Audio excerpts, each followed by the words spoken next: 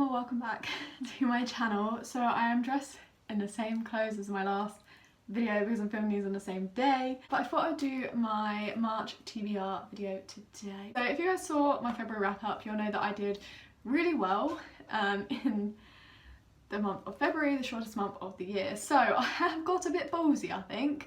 I think I got a bit too confident, but I'm gonna try this anyway. I've chosen 7 books. One of the books aren't on this stack at the moment because I don't have it, but you guys will hear about it, don't worry. But I've chosen 7 books to read this month.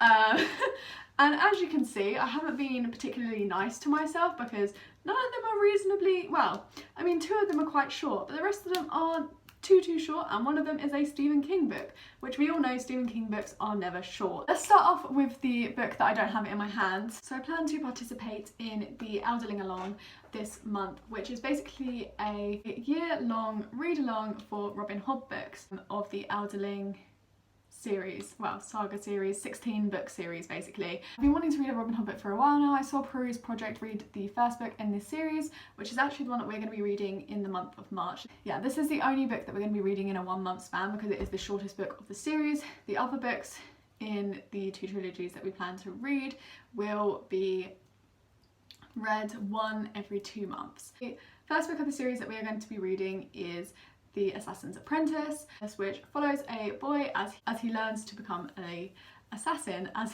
the title may suggest. I'm just really interested personally because I've heard so many good things. I'm not 100% sure what the book is about. I haven't done too much research into the series itself, but I do know that it follows one main character, and some of the trilogies do follow different characters, but we always go back to the main character that we introduced to at the start in the first trilogy that is recommended to be read. Then I have 2 library books right here. So the first one is the 3rd and final book of the Earth End saga by Gillian Anderson and Jeff Robin, or Robin. This is definitely one of the shorter books of the series. I started this series last month and I read the first 2 books, so this is probably going to be the first book that I pick up this month just to finish off that series.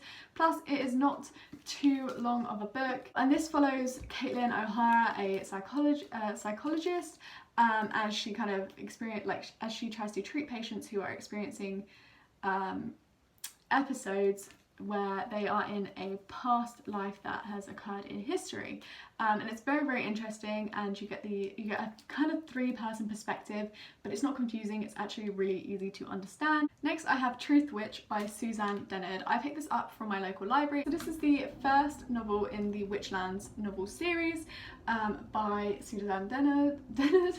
And I'm very excited. I've heard quite a few good things about this book, and Robin Hobb has quoted at the top that this book will delight you, so I'm not 100% sure what this whole series is about.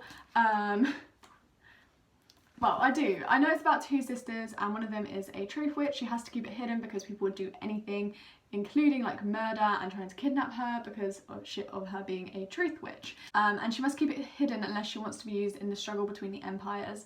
And Islute's true powers are still hidden even from herself. So that's her sister. So it's Sapphire and Islute.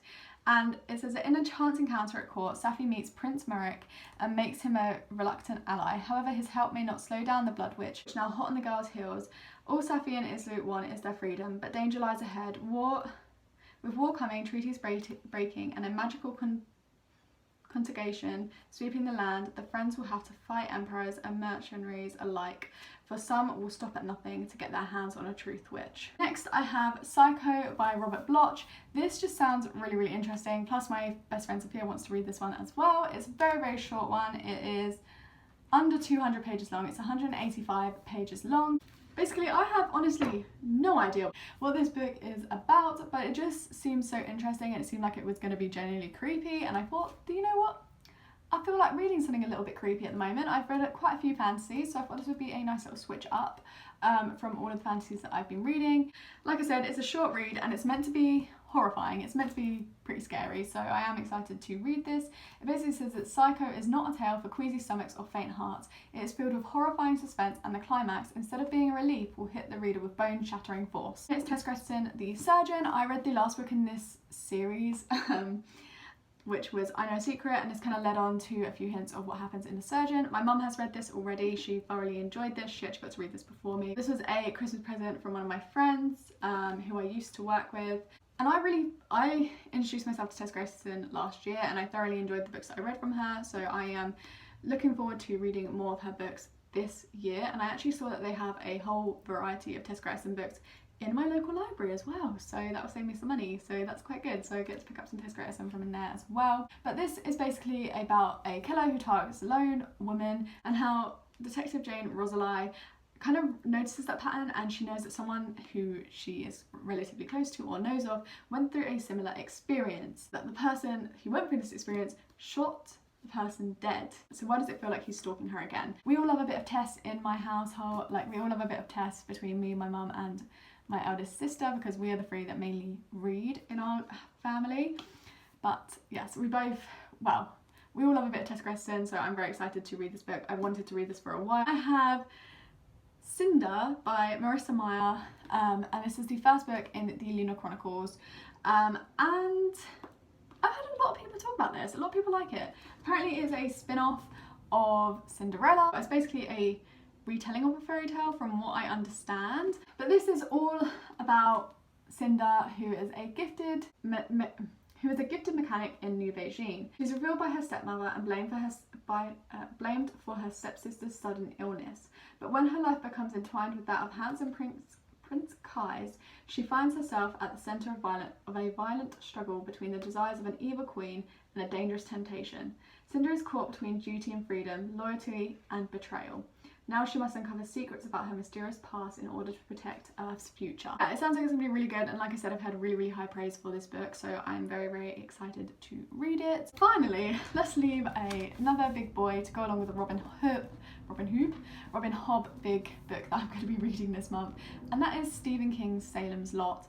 I was trying to force myself away from picking this up, but I'm just so interested into what it's about, because I've never heard anybody talk about this Stephen King book, and I'm just genuinely curious as to what it is about and if it is any good. It's kind of like about vampires, and it just sounds really interesting. This year I'm trying to introduce myself to a lot more Stephen King books. Turn off the television. In fact, why don't you turn off all the lights except for the one over your favourite chair, and we'll talk about vampires here in the dim. I think I can make you believe in them. Salem's Lot is a small New England town with the usual quota of gossips, weirdos and respectable folk. Of course, there are tales of strange happenings, but no more than in any other town its size. Ben Mears, a moderately successful writer, returns to the lot to write a novel based on his early years, and to exorcise the terrors that have haunted him since childhood. The event he witnessed was in a house now rented by a new resident, a man who causes Ben some unease as things start to happen. A child disappears, a dog is brutally killed, nothing that unusual, except the list starts to grow. Soon surprise will turn to bewilderment to confusion, and finally to terror. That is everything for today's video. I really hope you guys enjoyed. If you did, please leave a like and subscribe to my channel if you're new around here and would like to see more videos from me, and I'll catch you guys all in my next one. Bye!